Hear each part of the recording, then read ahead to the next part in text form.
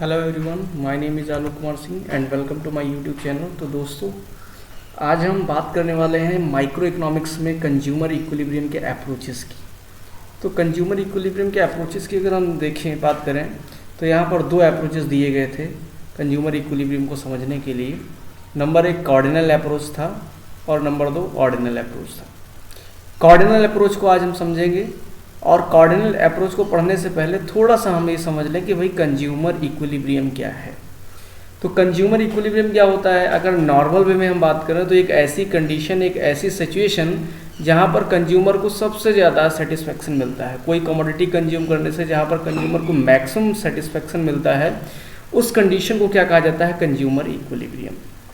तो इसमें कहा गया है कि consumer equilibrium refers to a situation when a consumer gets maximum utility or the satisfaction by spending his available or the disposable income on several desired goods। ठीक है, जो भी कमोडिटी को कंज्यूम करना चाहता है उन पर जो एक्सपेंडिचर करता है, उस एक्सपेंडिचर से जहाँ पर उसको सबसे ज़्यादा सेटिस्फैक्शन मिलता है, सबसे ज़्यादा उसको यूटिलिटी मिलती है, उस कंडीशन को क्या कहा जाता है? उस कंडीशन को कंज्यूमर इक्विलिब्रियम कहा जाता है। यहाँ पर हम इक्वेशन देख सकते हैं कंज्यूमर इक्विलिब्रियम की। तो बोला है कि maximum satisfaction plus full utilization, यानी आपने जो इनकम अपनी या आपने जो रिसोर्सेज उनका फुल यूटिलाइजेशन करने से आपको जहाँ पर सबसे ज़्यादा सेटिस्फेक्शन मिलता है, उसको बोला जाता है कंज्यूमर इक्विलिब्रियम। तो ये हुआ कंज्यूमर इक्विलिब्रियम। अब कंज्यूमर इक्विलिब्रियम के अप्रोचेस की अगर हम बात करें तो यहाँ पर दो अप्रोचेस दिए हैं, जैसा कि हम देख सकते हैं। जिसमें पहला अप्रोच जो हमारा है वो कार्डिनल अप्रोच है। तो हम आज इसी की बात करने वाले हैं कि कार्डिनल अप्रोच है क्या। तो कार्डिनल अप्रोच की अगर हम बात करें तो यहाँ पर बोला है कि the theory of the cardinal utility was given by neo classical economist mister Alfred Marshall. इस थ्योरी को किसने इंट्रोड्यूस किया? अल्फ्रेड मार्शल ने दिया। यानी जो ये हमारा कार्डिनल यूटिलिटी एनालिसिस है, ये किसने दिया था? अल्फ्रेड मार्शल ने दिया था। आगे बोला कि these neo classical economist enlarge the utility theory with their assumption of measurability. यानी इन लोगों ने नियो क्लासिकल जो इकोनॉमिस्ट थे, जिसमें से बेसिकली हम अल्फ्रेड मार्शल की बात करेंगे, उन्होंने बोला कि जो यूटिलिटी है it is measurable in the form of numbers. इन्होंने क्या बोला कि मेजरेबिलिटी रहेगी, यानी हम यूटिलिटी को नंबर्स के फॉर्म में क्या कर सकते हैं? मेज़र कर सकते हैं, या रुपी के फॉर्म में हम क्या कर सकते हैं? मेज़र कर सकते हैं। इवन इन्होंने तो अपना एक यूनिट दे दिया था जिसका नाम था यूटिल। कहा था कि हम यूटिलिटी को यूटिल्स में क्या कर सकते हैं? मेज़र कर सकते हैं। ठीक है, आगे देखेंगे। आगे बोला गया कि according to new classical economist according to new classical economist utility is quantitative concept. Utility क्या है? क्वांटिटेटिव कॉन्सेप्ट है, यानी यूटिलिटी को हम क्या कर सकते हैं? क्वांटिफाई कर सकते हैं, मेजर कर सकते हैं। नंबर्स के फॉर्म में या रुपये के फॉर्म में हम क्या कर सकते हैं? इसका मेजरमेंट कर सकते हैं, इसीलिए इसको क्वांटिटेटिव कहा गया है। क्वांटिटेटिव मतलब जो चीज़ हम क्वांटिफाई कर सकें, नंबर्स में मेजर कर सकें। तो कहा यूटिलिटी क्या है? क्वांटिटेटिव कॉन्सेप्ट है that can be measured in terms of numbers.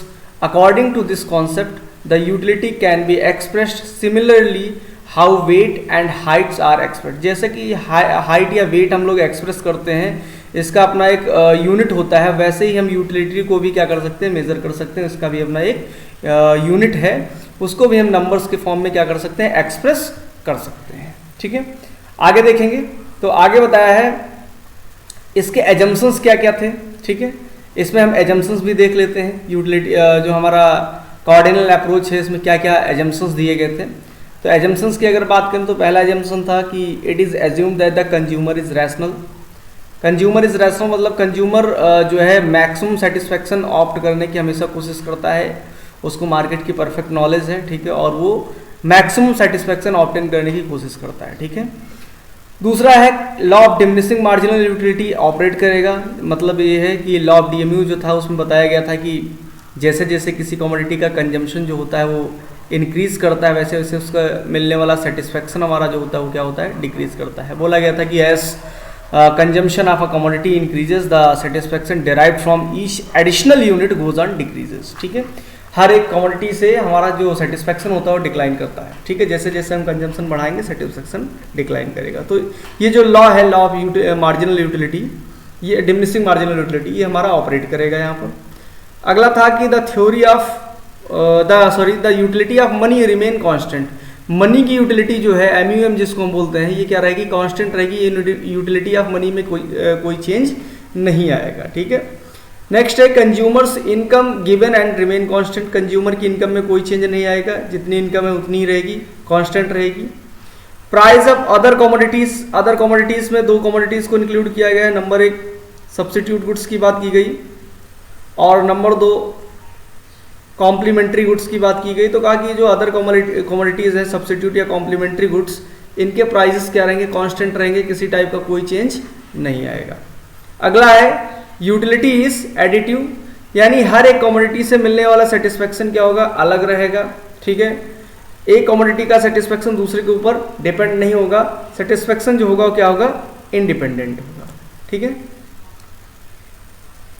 आगे देखेंगे तो आगे है यहाँ पर कार्डिनल अप्रोच में जो है यूटिलिटी को मेजर करने के लिए, कंज्यूमर इक्विलिब्रियम को बेसिकली फाइंड आउट करने के लिए यहाँ पर दो केसेस दिए गए थे, 1 कमोडिटी का केस एंड 2 कमोडिटी का केस।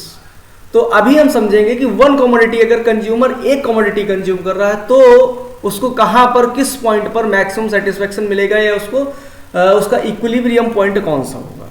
तो कहा था consumer will be at an stage of equilibrium when marginal utility gets equal, क्या बोला, marginal utility gets equal to the price paid for the commodity. यानी अगर आप एक कमोडिटी कंज्यूम कर रहे हैं तो उस कमोडिटी को परचेस करने में जो भी आपने एक्सपेंडिचर किया, जो भी आपने पेमेंट किया है, जो भी पैसा दिया है, मान लीजिए 100 रुपीज़ दिया है, तो वो एक्सपेंडिचर, वो पेमेंट और प्लस उससे मिलने वाला जो सेटिस्फेक्शन होगा, जो यूटिलिटी होगी, वो क्या होनी चाहिए, बराबर होगी।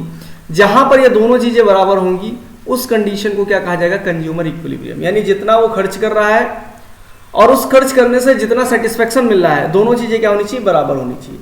जहां पर ये दोनों चीजें क्या हो जाएंगी, बराबर हो जाएंगी, उसी कंडीशन को क्या कहा जाता है, कंज्यूमर इक्विलिब्रियम, ठीक है।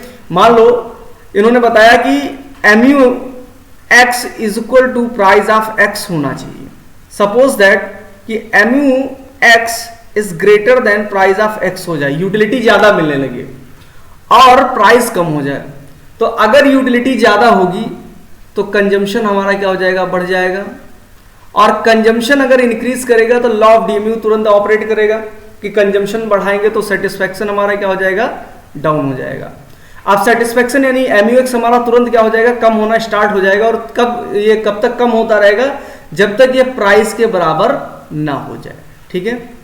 दूसरी कंडीशन कि सर अगर MUX हमारा कम हो जाए, मार्जिनल यूटिलिटी जो है हमारी वो क्या हो जाए, कम हो जाए, तब क्या होगा।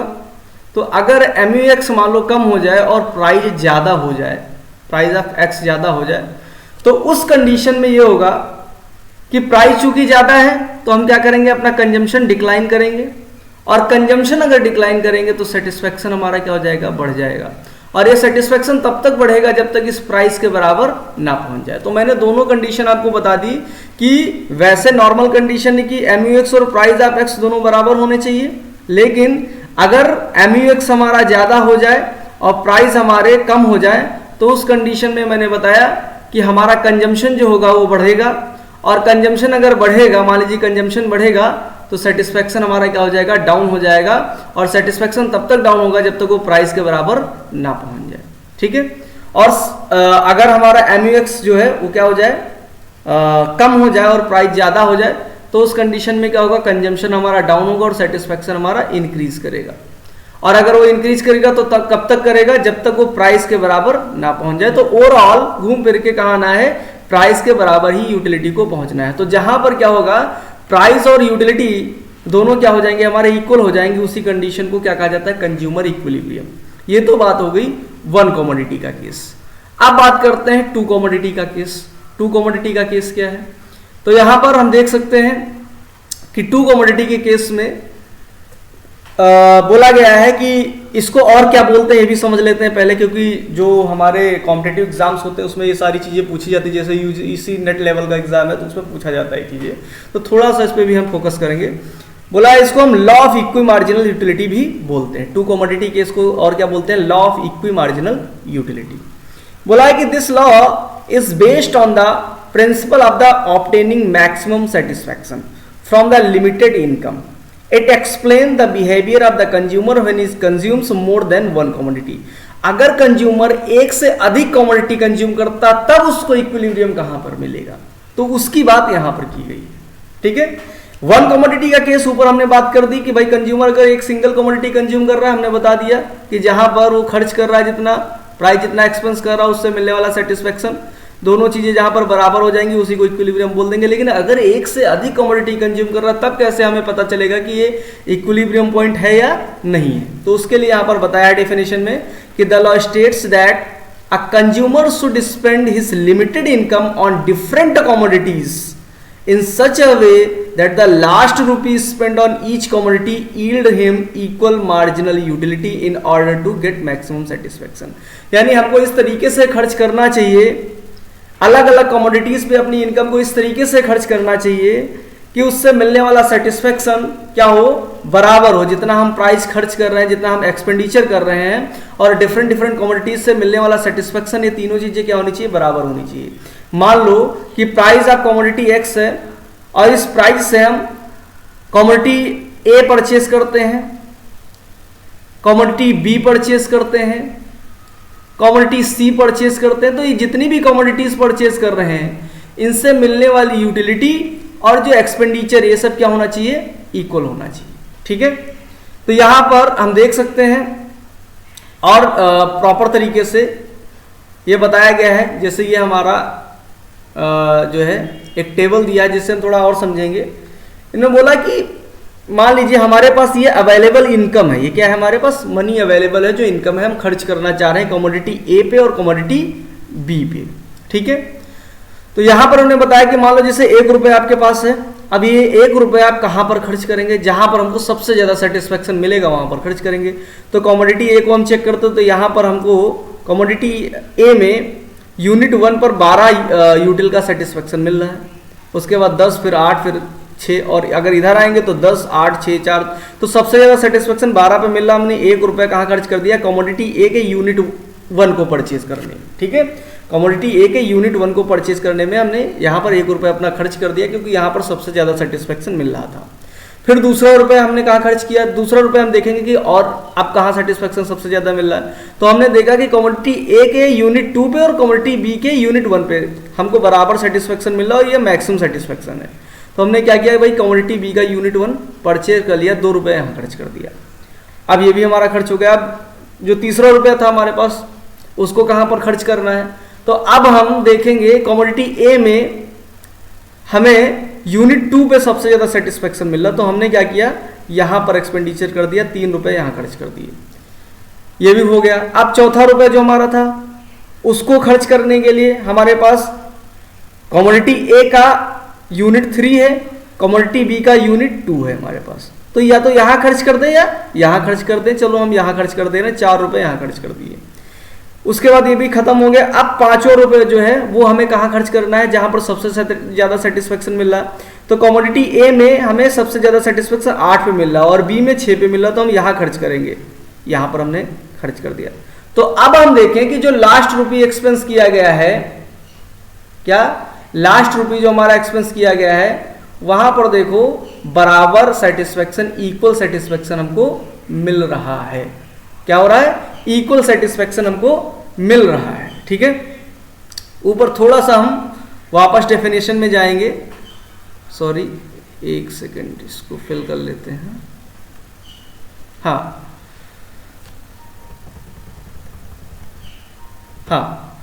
यहां पर हम देख सकते हैं कि क्या कहा गया था इसमें डेफिनेशन में कि the law states that the consumer should spend his limited income on different commodity in such a way that the last rupee spend on each commodity yield him equal marginal utility. जो last रुपी हमने खर्च किया है each commodity, commodity ए में ये last rupees 5 रुपए हमने खर्च किया है, बी में लास्ट रुपये 4 रुपए हमने खर्च किया, और यहाँ पर सेटिस्फेक्शन दोनों पे क्या मिल रहा है, बराबर मिल रहा है. तो इसी को क्या बोला जाता है, इसी को बोला जाता है law of equi marginal utility. ठीक है, इसको क्या बोला जाता है, law of equi marginal utility. ठीक है, अब इस लॉ के कुछ अपने एजम्पशंस थे. एजम्पशंस क्या क्या थे वो भी देख लेते हैं. तो पहला एजम्पशन क्या था कि there is no change in the price of goods और सर्विसेज, गुड्स एंड सर्विसेज के प्राइस में किसी टाइप का कोई चेंज नहीं होना चाहिए, बिल्कुल सही बात है। कंज्यूमर की इनकम कांस्टेंट रहेगी, इनकम फिक्स रहेगी, इनकम में भी कोई चेंज नहीं होगा। Marginal utility of money MUM जो हमारा है वो भी कांस्टेंट रहेगा, उसमें भी कोई चेंज नहीं होगा। कंज्यूमर को परफेक्ट नॉलेज है, यानी कंज्यूमर हमारा क्या है, रैशनल है, उसको मार्केट का परफेक्ट नॉलेज है, ठीक। Consumer tries to maximize satisfaction, consumer हमेशा ये कोशिश करता है, रैशनल कंडीशन दोनों में आ जाएगी, कंज्यूमर हमेशा ये कोशिश करता है कि उसको सबसे ज्यादा सेटिस्फेक्शन मिले। नेक्स्ट है the utility is measurable in cardinal terms, utility को नंबर्स के टर्म में हम क्या कर सकते हैं, मेजर कर सकते हैं। और अगला है कि there are the substitutes for goods, ठीक है। तो यहाँ पर क्या कहा, गुड्स के लिए क्या सब्स्टिट्यूट है, क्योंकि कमोडिटी ए है, कमोडिटी बी है, तो यहाँ पर क्या है, ए की जगह हम बी ले रहे थे, तो यानी क्या है, सब्स्टिट्यूट।